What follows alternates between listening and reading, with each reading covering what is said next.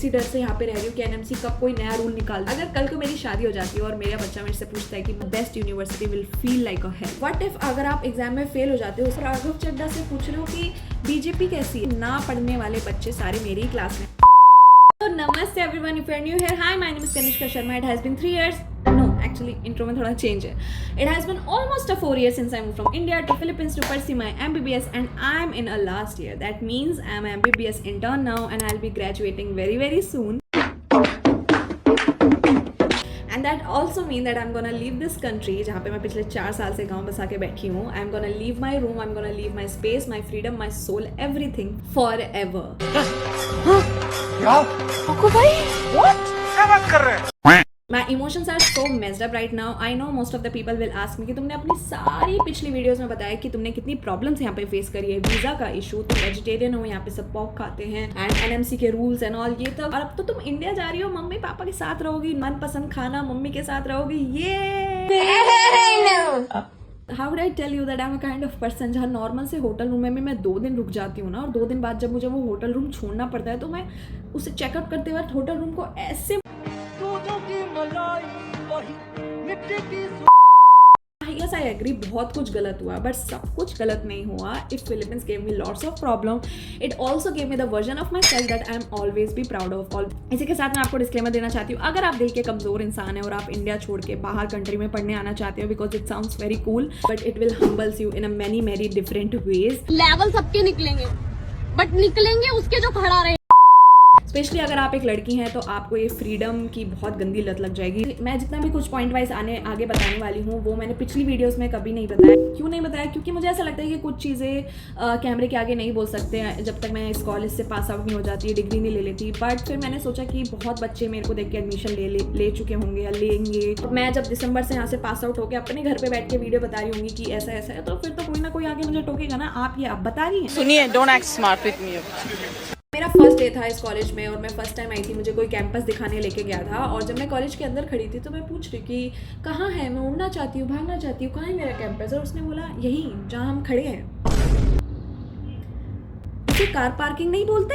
मेरे साथ अन्याय हुआ है। सोचा कि कोई बात नहीं, कि मुझे क्या लेना देना एस्थेटिक से, मुझे कौन सी रील बनानी है, जो कि मैंने बनाई बाद में. बट मैंने कहा पढ़ने वाले बच्चे तो कहीं भी पढ़ लेते हैं. मुझे पता ही नहीं था कि ना पढ़ने वाले बच्चे सारे मेरी क्लास में आने वाले हैं. किसी कॉलेज को एडमिशन ओपन करना तो आता है बट क्लोज करना बहुत जगह है. अरे बहुत जगह है. मेरी कंसल्टेंसी ने एक बैच में 1000 से 1500 बच्चे एक बैच में एडमिशन ले लिए. इतना स्पेस भी नहीं था. उससे एजुकेशन और क्वालिटी पे कितना गंदा असर पड़ेगा यू कांट इवन इमेजिन.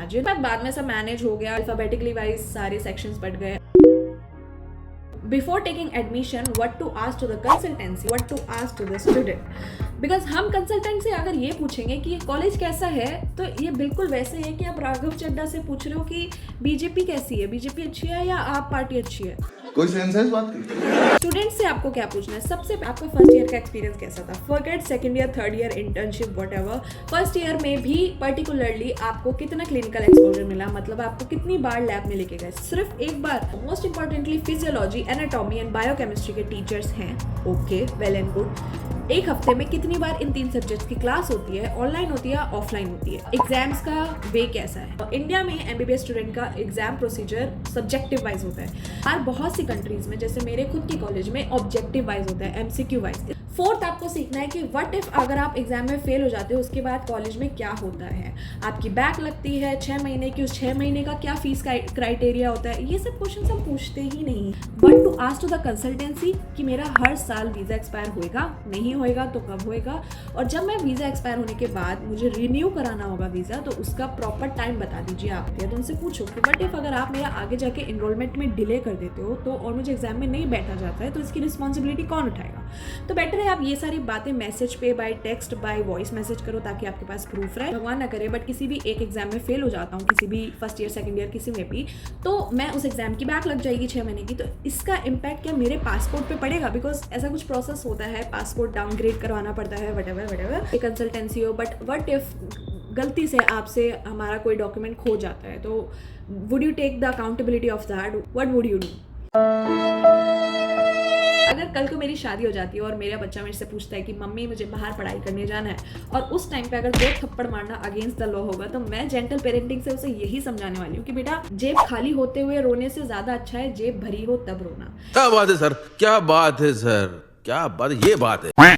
इंसान बहुत सारी प्रॉब्लम ऑलरेडी फेस कर रहा है, बैंक बैलेंस उठाता है और देखता है 0 रुपए, -50, तो प्रॉब्लम्स और भी बड़ी लगती है, लोनलीनेस और ज्यादा लगती है। साला ये दुख का खत्म नहीं होता बे। फिलीपींस में कोई वर्क वीजा के बिना काम नहीं कर सकता। अगर आप स्टूडेंट वीजा पे यहाँ पे आए हो तो आप यहाँ पे किसी भी टाइप से पैसे नहीं कमा सकते, कोई काम पार्ट टाइम जॉब नहीं कर सकते, यहाँ पे स्कॉलरशिप भी नहीं है। आपको अभी लग रहा है कि आपको डॉक्टर बन रहा है, बट सोचो कि आप 26-27 साल तक अनएम्प्लॉयड रहे हो और ऊपर से बाहर कंट्री में हो, तो खर्चा और ज्यादा चाहिए। After graduation you still have a licence exams to clear, तो जब तक वो क्लियर नहीं होता तब तक तो फिर भी पैसा नहीं आ रहा है। आप इंडिया में बाकी अपने एज वाले लोगों को देखोगे, अपने स्कूलमेट्स को देखोगे, वो शादी कर रहे हैं, वो मस्त कमा रहे हैं, you will feel stuck. And इसी डर से यहाँ पे रह रही हूँ कि एनएमसी कब कोई नया रूल निकाल दे और कभी भी कुछ भी हो जाए। मैं तो एडमिशन इसलिए लिया जब एनएमसी के सारे रूल्स क्राइटेरिया मैच हो रहे थे, सब कुछ शांत हो गया था, बट हु नोज कि एनएमसी आगे जाके कोई ऐसा रूल नहीं निकाल देगी जिससे आपको दिक्कत हो जाएगी। It's better to do MBBS in India, get your degree and become financially slightly stable and then prepare for licence exam. If you are mentally strong, ready to be alone,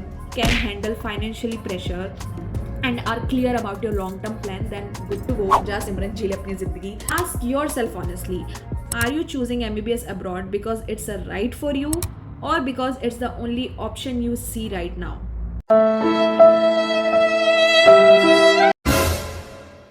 एक internship student का बस एक ही काम होता है, वो है ये, बस उस जो भी हुआ है उसका गवाह बनना। आप उन चीज़ों से जो आपके आसपास जो ऑपरेशंस हो रहे हैं, जो प्रैक्टिकल एक्सपोजर आपको मिल रहा है, उससे यूज टू करवाया जाता है। आपको डाउट्स है तो वेल एंड गुड, आप डॉक्टर से पूछो, वो बताएगी आपको, सिखाएगी कौन सी दवाई दी कौन सी नहीं। बहुत बार तो ऐसा होता है कि हमें प्रैक्टिकल एक्सपोजर के अलावा और बाकी सारा काम करवा रहे हैं, कंप्यूटर का काम करवा रहे हैं, फाइलें बनवा रहे हैं, सारा डाटा गैदर करना, ये सब पूरा काम करवा रहे हैं। Okay, that brings us to end of this video. I hope आपने enjoy करते करते सारी इन्फॉर्मेशन गैदर करी हो। मैं कोई न्यूज़ चैनल की तरह साउंड ना करी हूँ। मैंने बहुत बार बोला है that I don't really like making such kind of videos, but मुझे कुछ अलग करना है, कब करूँगी पता नहीं, बट क्या करूँगी इसके लिए please subscribe to my channel because we are so close to the 1000 subscribers, और मुझे 1000 सब्सक्राइबर्स पे अपना केक काटना है। ना मैं केक की बहुत बड़ी भूखी हूँ मतलब कल को अगर कोई केक बेकरी वाला ऑनर मुझे आके पूछेगा गर्लफ्रेंड बन जा मेरी, तो मैं बन जाऊंगी। नहीं मम्मी पापा ऐसा कुछ नहीं है। Anyways all the best for your future guys. कोई कंफ्यूजन, किसी भी टाइप की फीलिंग्स है, कोई मिक्स फीलिंग्स है, you can share with me as your big sister because for me your feelings are valid. अगली वीडियो देखने जरूर आना। Take care of your self, lots of love, bye bye. I look at you and it's easy to see